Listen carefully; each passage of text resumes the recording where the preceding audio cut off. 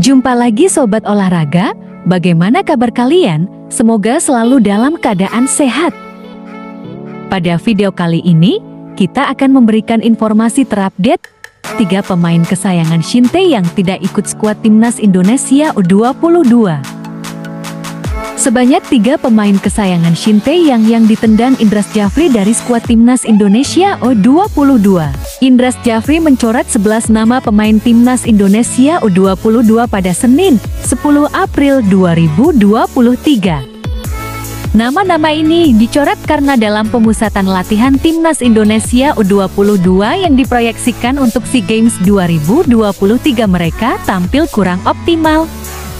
Uniknya, pemain-pemain yang dicoret ini sempat menjadi andalan Shin Tae-yang, entah itu di timnas Indonesia U19 maupun senior.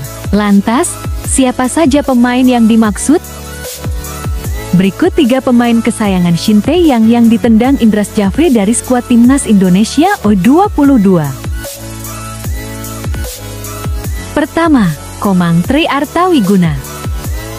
Komang Triarta yang mengemas 3 caps bersama Bali United di Liga 1 2022-2023, merupakan bek andalan Shin Tae-yang saat timnas Indonesia U19 menjalani tur di Kroasia pada medio Agustus-September 2020.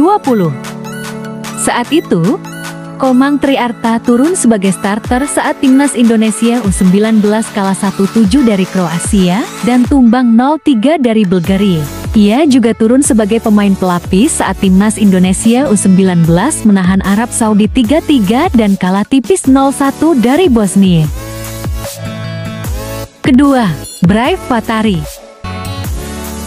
Sama seperti Komang Triarta, Brive Vatari juga menjadi andalan timnas Indonesia U19 saat menjalani pemusatan latihan di Kroasia.